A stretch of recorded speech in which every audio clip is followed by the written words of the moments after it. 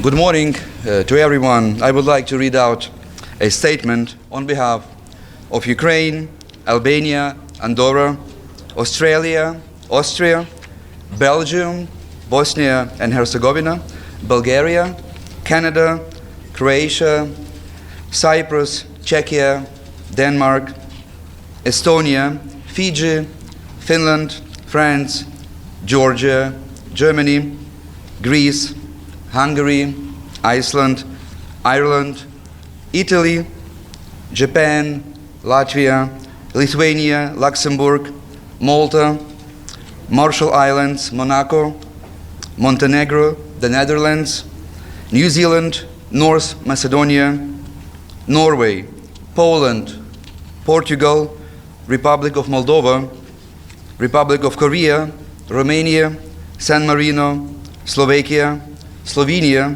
Spain, Sweden, Switzerland, the United Kingdom, and the European Union.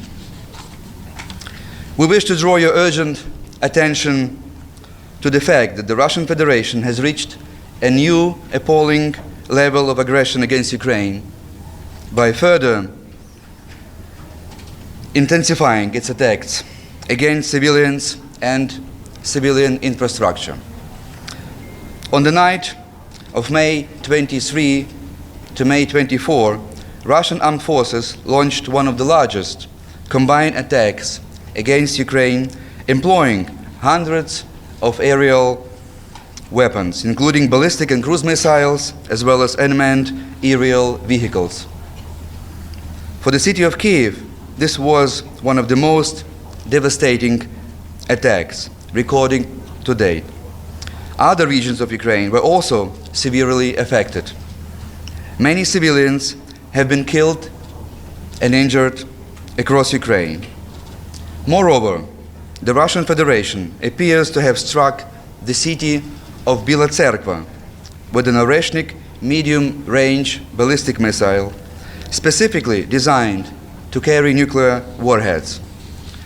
Russia's repeated use of nuclear-capable missiles constitutes an unacceptable escalation. We strongly condemn Russia's escalating attacks against civilians, civilian objects, and Ukraine's critical energy infrastructure constitute grave violations of international humanitarian law and must cease immediately.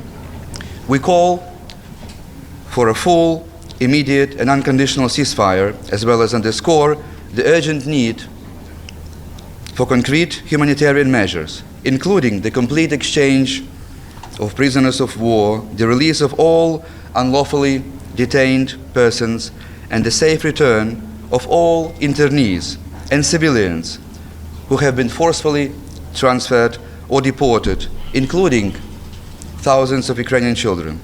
These steps are essential confidence-building measures for advancing meaningful peace efforts.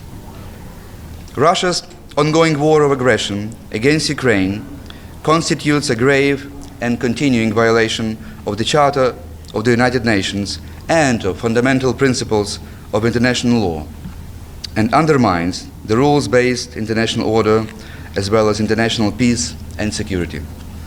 We reiterate our demand that the Russian Federation immediately cease its war of aggression and ensure the full, immediate and unconditional withdrawal of all its forces and military equipment from the entire territory of Ukraine within its internationally recognized borders. We reaffirm our unwavering commitment to ensuring full accountability for crimes committed under international law. All those responsible must be held to account.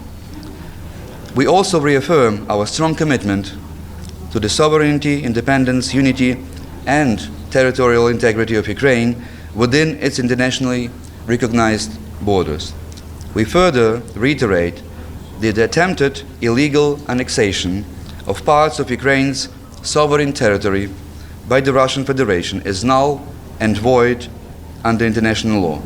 We welcome the sustained efforts of the United States, European countries, and other member states aimed at bringing this war to an end. We stand united in our determination to achieve a comprehensive, just, and lasting peace for Ukraine, consistent with the UN Charter, including the principles of sovereign equality and territorial integrity of states. And the last point, we also condemn recent threats by Russia to diplomatic institutions and embassies in Kiev. This is something which we cannot accept. I thank you for your attention.